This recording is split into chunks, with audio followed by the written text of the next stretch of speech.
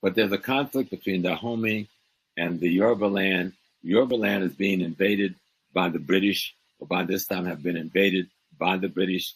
This is the great burning of Benin and the robbing of Benin and of all of its wealth and art and so forth that we hear about in history, but we don't connect it to nothing, right? But there's a greater Yoruba war going on between the people. And these boundaries called Nigeria, they're not there then, okay? Right. They're greater boundaries. People have other kinds of kingdom designs.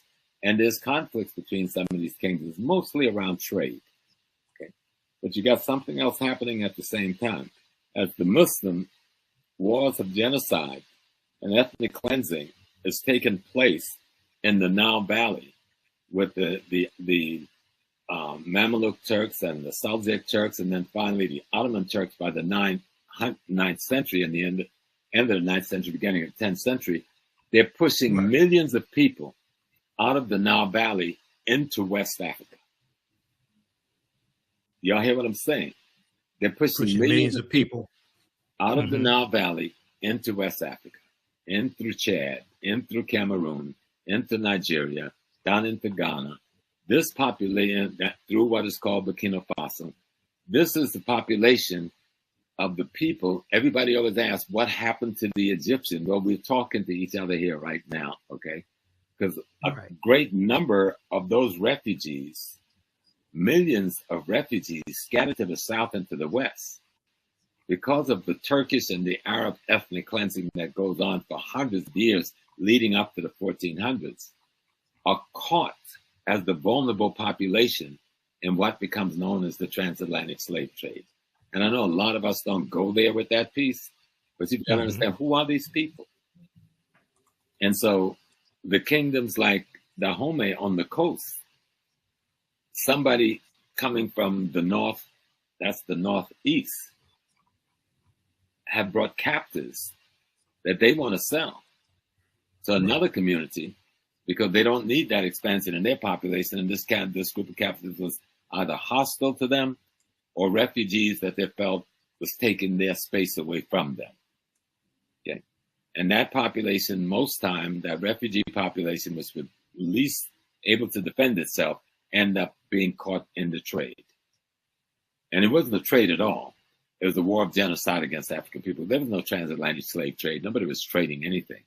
People were being captured. People were being murdered. People were being raped. Villages were being burned to the ground.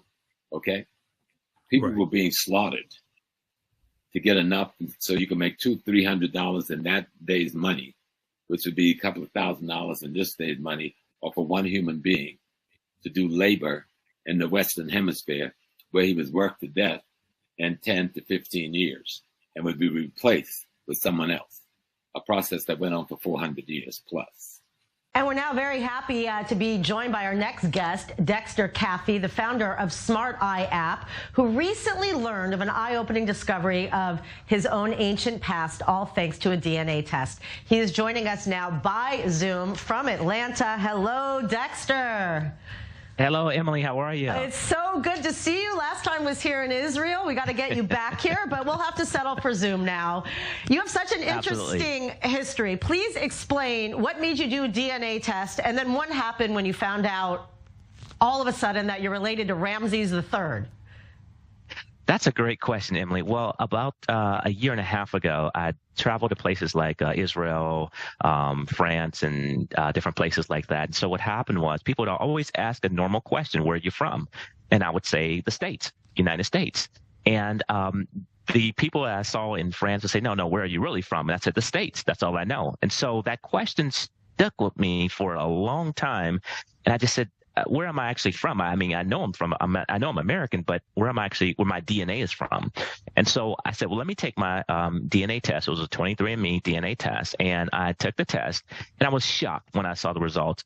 It came back, and it showed that I was actually a direct descendant of the Pharaoh Ramses III. And I knew nothing of the pharaohs.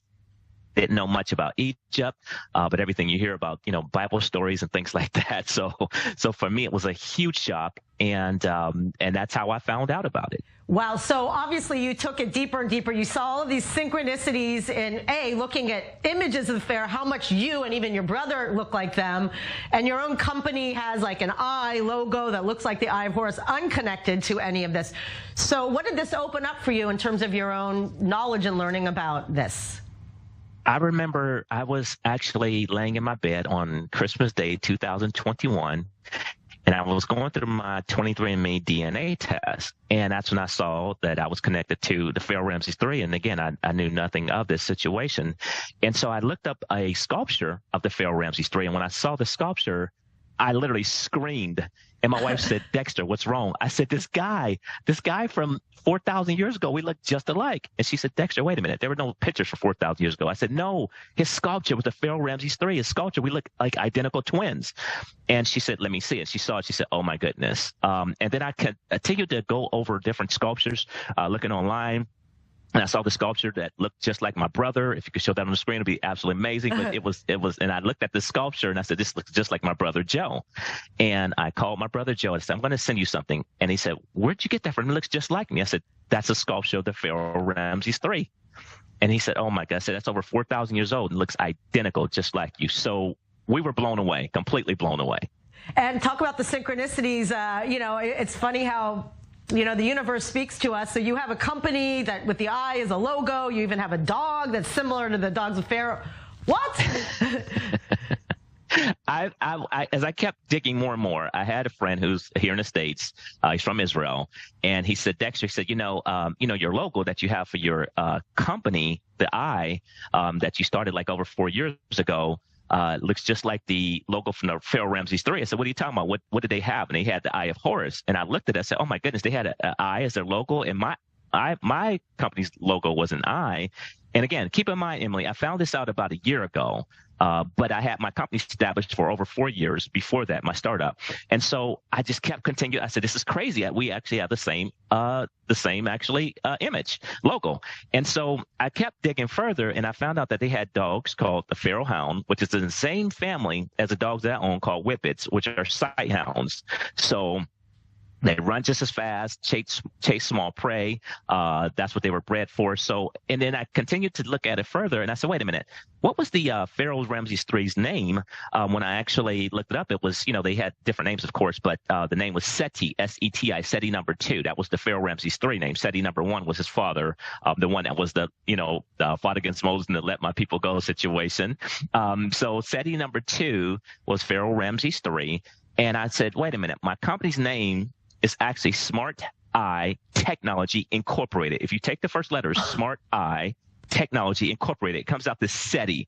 That blew my mind. I said, this is insane. So everything connected. And I'll never forget, Emily, my first trip to Israel in 2015, I went to the Negev Desert, and I felt so comfortable in a Negev Desert. I remember saying to myself, I feel like I could live here. But when I did more research, I found out that the Pharaoh Ramses III spent years in the Negev Desert trading. So again, these are all things I'm learning, and I felt like so much at home, and I just realized why.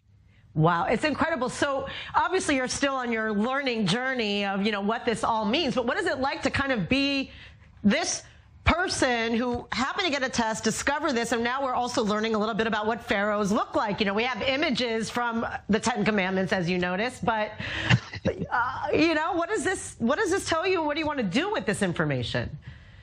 I think it's all still learning. I'm still learning. If you saw the image of how I look just like the Pharaoh Ramses III, every day when I look up in the mirror, I look in the mirror and I just see myself, and I said, this is crazy that this image that I see is identical to me. And this was from 4,000 years ago. So I'm still shocked every day when I wake up and look at it. Thank you so much, Dexter. Next time we'll interview you right here in studio when you get to Israel. Much appreciated. Okay. But you got something else happening at the same time. As the Muslim wars of genocide and ethnic cleansing has taken place in the Nile Valley with the Mamluk Turks and the Seljuk Turks, and then finally the Ottoman Turks by the 9th century and the end of the 9th century, beginning of the 10th century. They're pushing millions of people out of the Nile Valley into West Africa. Y'all hear what I'm saying? They're pushing millions of people out of the Nile Valley into West Africa, in through Chad, in through Cameroon, into Nigeria, down into Ghana. This population, through what is called Burkina Faso, this is the population of the people. Everybody always asks, what happened to the Egyptian? Well, we're talking to each other here right now, okay? All right, so look, that's going to do it for us. Be sure to visit our website, AfricanHistoryNetwork.com. Register for my online history class that we do normally on Saturdays, but this coming Saturday, I'm presenting to the Detroit Reparations Task Force. So our next class will be Sunday, March 3rd, 2024, 2 p.m. And we'll get the new flyer up. But click right here to register here for the class. Class is on sale $80. Our lesson plan is here, so you can download the lesson plan and follow along in class also, okay? And you support the African History Network, $, the AHN Show through Cash App, $, the AHN Show through Cash App, also through PayPal, paypal.me/the AHN Show. This helps us keep doing the research, stay on the air, keep broadcasting, pay some of the bills. So all the people who are commenting here, and even the ones that don't know what they're talking about, you can support us also. We have to get out of here. Remember, right now it's correct. Wrong behavior is not over till we win. Wakanda forever.